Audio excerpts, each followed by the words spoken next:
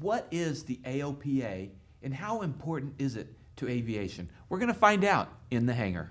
I used to be a well-respected member of the aviation community, and then I started flying to Cirrus, and that changed. Oh, that was great until the engine quit. And all of a sudden I see these explosions and these trees exploding. I'm walking away a better pilot because of this discussion. And welcome to this edition of In the Hangar. I have with me a very special guest. I've got Pat Brown from the AOPA, or AOPA as we call it. Pat, Oh, they don't like that. Oh, they don't like? No, I like to be AOPA. They don't like AOPA. They don't. Oh, interesting. They At the don't. Go figure. AOPA. Thank you very much. Pat, thanks for being here. And My pleasure. so, tell me a little bit about yourself and what you do at the AOPA. Oh, see, he's a quick learner, folks. He's a quick learner. You have to be as a pilot. Well, just two seconds on me. I've been flying since I was 16 years old. I tell people I'm only What, about 10 years ago? Well, I'm only 36 now. I look this way, however, because I'm a professional flight instructor. That explains a lot. Christy, see what you have to look forward to. Christy's out in the audience right now. Yeah. But I've got about 9,000 hours or so. About 6,000 of that is instruction given. So I've seen a thing or two, and I'm here to survive it and be able to talk about it at some point down the road. Maybe write a book. I've been with AOPA as a contract person since, I guess about 2011 or 2012. Started out doing safety seminars. We do them twice a year up here in the Metroplex area, and I do most of those. After that, long story made very short, I was approached about helping develop the Rusty Pilot program, which I was really privileged and honored to be able to do, along with Mark Grady, one of our safety seminar presenters. That morphed into what it is today, and I know we're going to talk about that in a different segment, but the Rusty Pilot program was a big part of what drew me into AOPA as a full-time salaried employee. It's my third career. I was in the music business for about 30 years. And longer than that, 35 years. What did you do in the music business? I got to, sorry, we're going to take a rabbit trail. That's okay, but because we have the Flying Pilots Association out there, so it's okay, Flying Musicians Association, I should say. I was with Fender Guitars for a number of years. Oh, wow. And then I went to work for a company called ProMark, and ProMark makes drumsticks, mallets, and percussion accessories. My son's a percussionist. So if you have to hit something to make music with the company I work for, made that implement. So, and as a result, I got to work with a lot of world-class musicians, many of whom you would know if I mention their names. And then I owned a flight school for several years because aviation is in my blood and has been for years. And it's kind of like The Godfather; it just kept pulling you back in just when you were out. Yeah, so that happened, and then again I began doing safety seminars for AOPA. And eventually they said, "How'd you like to come on board?" And frankly, I'll tell you the story real quick. They said, "How'd you like to work for us?" And I said, "Man, I don't know. I've been self-employed for quite some time. I don't know if I want to work for a boss again." Right. And they said, "Well, it comes with an airplane." Oh, okay. So it comes with an airplane? I said, "Sold." You didn't ask what kind of airplane? Then they said it was a 152. Or a gyro. So I said, well, I committed. I'm a man of my word. So anyway, but it's been awesome. It as much as I love my career in the music business, and it was amazing. This has been an unbelievable experience. This organization has, I don't even know how many people work for us, but maybe a couple of hundred of just some of the most incredibly dedicated people who just believe in what they're doing. They're really an amazing group of folks. I'm privileged to work with them. Yeah. Okay, so amazing group of folks. I occasionally will come across social media posting where a pilot will post, "Hey, what do you think? Should I join AOPA, or is it really worth it?" And you'll even get a few people, "Oh no, don't do that." But a significant number of people will say, "Oh no, it's a good thing," including me, because I joined as a student, and I have seen a lot of value for myself and a lot of benefit.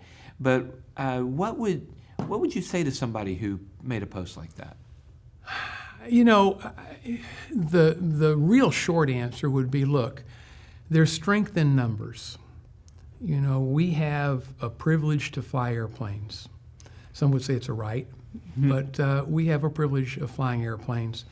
And there are sinister forces at work that are trying to, to stop us. Privatization, for example, which we, along with some other alphabet soup groups, were able to fight back. But it's the advocacy side of things that helps to keep us flying. And there's strength in numbers. We have about 400,000 members.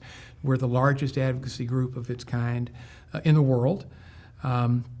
And for the $69 a year or so it costs for a basic membership, to me, it's imperative that every pilot be a member. Yeah, it's a no-brainer for me. I mean, really, $69 is nothing, and to see fuel prices at FBOs that were gouging me come down, I'm like, wow, that's a huge win. Sure. To see that, oh, good, we didn't privatize the ATC, and now I don't have to pay to file a IFR flight plan. Exactly. Those kind of things are really important to me. But I know there's a lot of other benefits. There are other things too. For example, we have something called the Pilot Information Center, the PIC.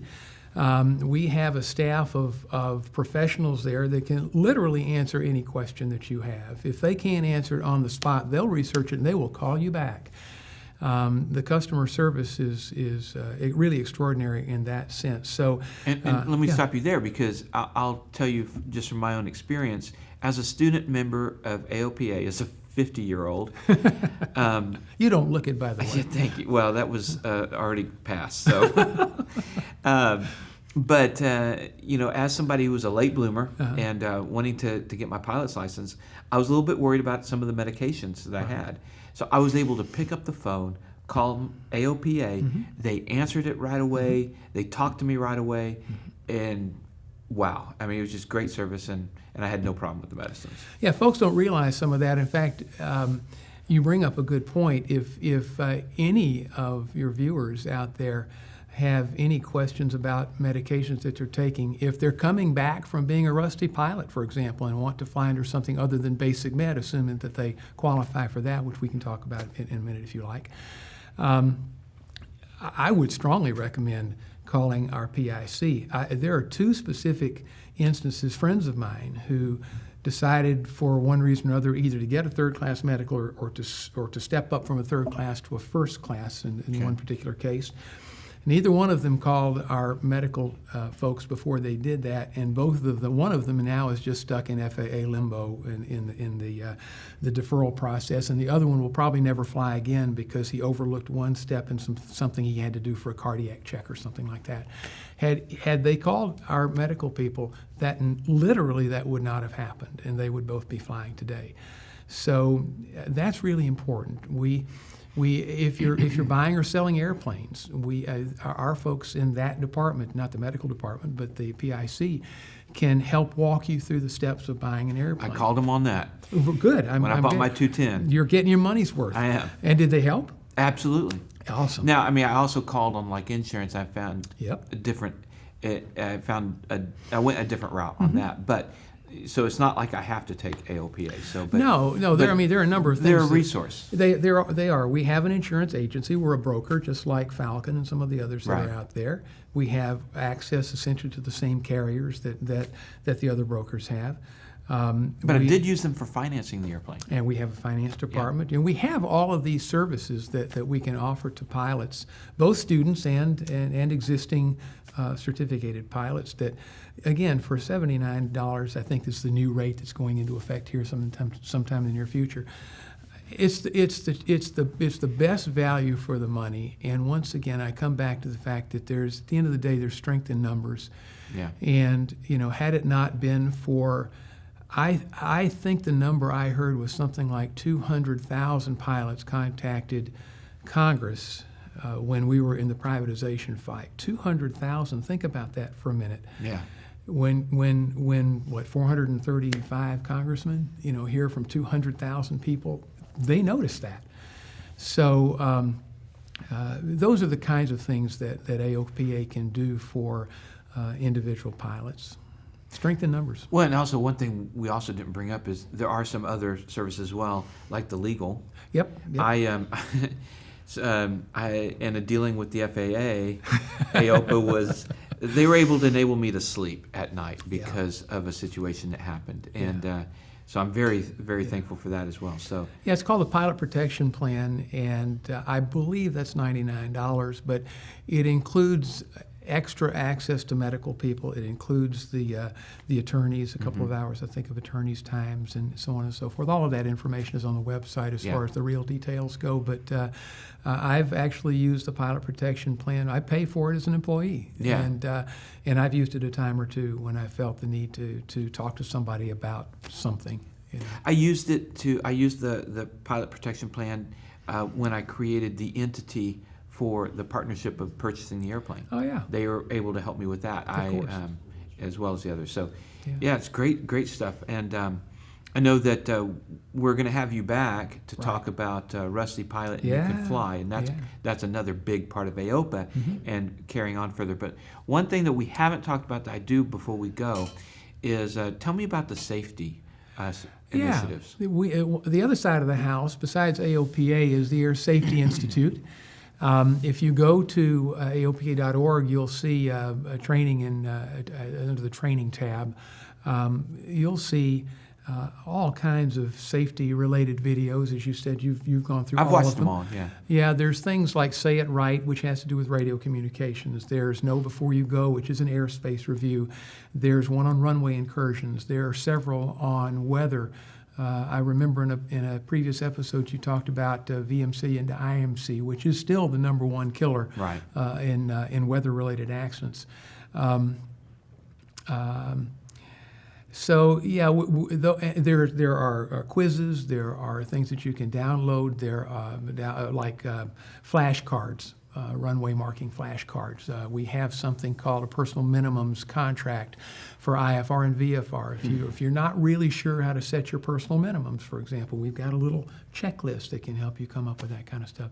All kinds of good stuff on the ASI side. And of course, as you know, twice a year here in the Dallas area, ASI presents a safety seminar of some sort, the one that's coming up in early February, as a matter of fact. I don't know when this is going to air, but in early February it's one called Peaks to Pavement, I think is what we're calling it. And it's about backcountry flying. Oh, cool. And it's going to be a very cool seminar. We're actually bringing in somebody. I normally do these seminars, but we're actually bringing in somebody that's a backcountry expert. Because your Cirrus doesn't do the backcountry as well?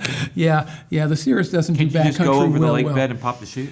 That's a short field landing, my friend. Okay. That's a short field landing. Yeah, exactly. So I love the meme that's going around on the internet. You see they're talking about Cirrus fly-ins, and it's a bunch of Cirrus. I think Brian Turner made that one. Yeah, he probably did. When you said Cirrus, the first thing I thought about was Brian. Yeah, we should have him here on that.